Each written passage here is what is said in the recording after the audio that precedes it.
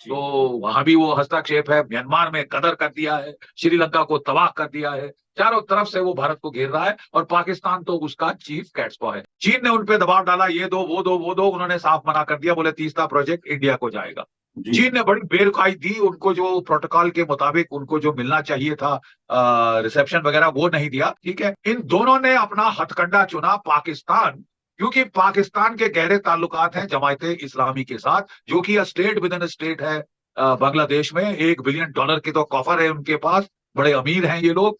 असली मुद्दा था भारत बांग्लादेश की फ्रेंडशिप को डिरेल करना, तोड़ना। इंटेलिजेंस की रिपोर्ट है कि सन 2016 में पाकिस्तान की आईएसआई ने बेगम खालिदा जिया के बेटे कादिर जो है मोहम्मद, उससे लंदन में संपर्क किया।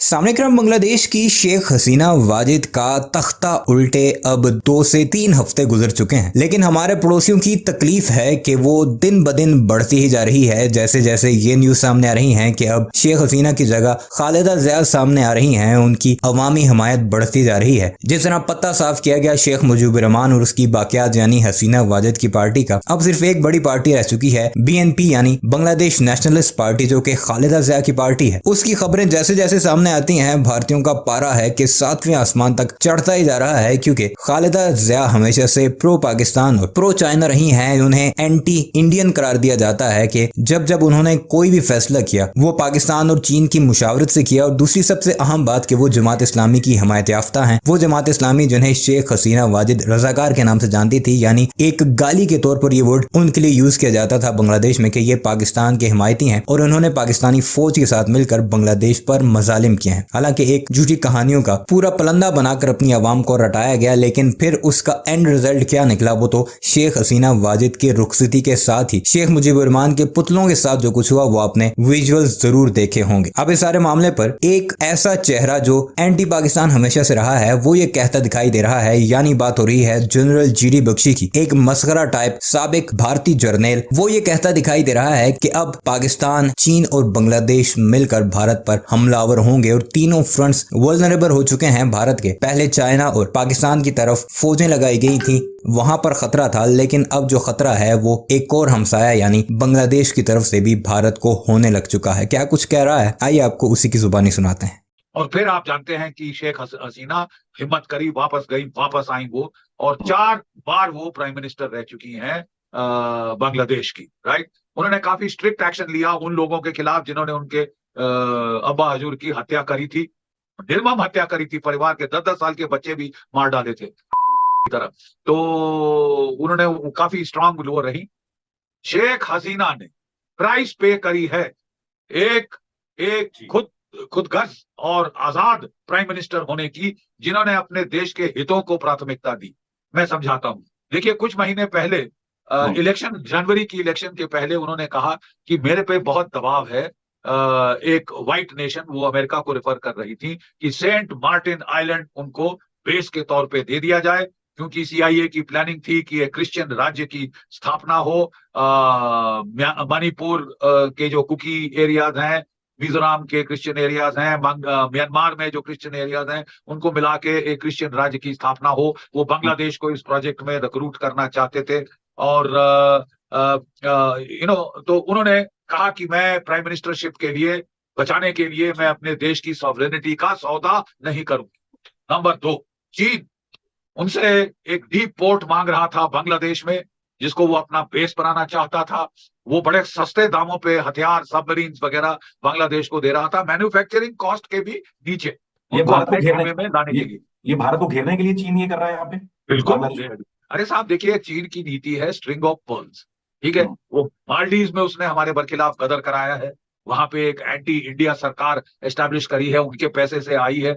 और नेपाल में वो गफलत कर रहा है, फिर कम्युनिस्ट वहां पे उसने हावी कर दिए हैं। हालांकि कांग्रेस को बहुमत मिला वहां पे, कायदे से कांग्रेस की सरकार होनी चाहिए थी, पहले प्रचंड आए और अब ओली आए हैं, तो वहां भी वो हस्तक्षेप है, म्यांमार में कदर कर दिया है, श्रीलंका को तबाह कर दिया है, चारों तरफ से वो भारत को घेर रहा है और पाकिस्तान तो उसका चीफ कैट्सपॉ है। जरा मुझे थोड़ा दीजिए, मैं आपको पूरा बता दूं क्या हुआ, उसके बाद मैं सवाल ले लूंगा। अच्छा, तो क्या हुआ साहब कि चीन बड़ा हावी होने की कोशिश कर रहा था, डीप सी पोर्ट बांग्लादेश में मांग रहा था, मोहनबारी का जो पोर्ट है, और फिर वो तीस्ता का प्रोजेक्ट चाहता था कि चीन को दिया जाए। काफी सारे इंफ्रास्ट्रक्चर प्रोजेक्ट शेख हसीना ने भारत को दिए थे। ठीक है, शेख हसीना ने जो भी आईएसआई ने वहां पे टेररिस्ट ट्रेनिंग कैंप लगाए थे, सबको फोल्ड अप करा दिया था। मतलब वो भारत की बहुत हितैषी थी, भारत की मित्र थी, और उन्होंने मित्रता का पूरा वो हक अदा किया वहां पे, और उन्होंने मतलब भारत के इंटरेस्ट को काफी अच्छी तरह से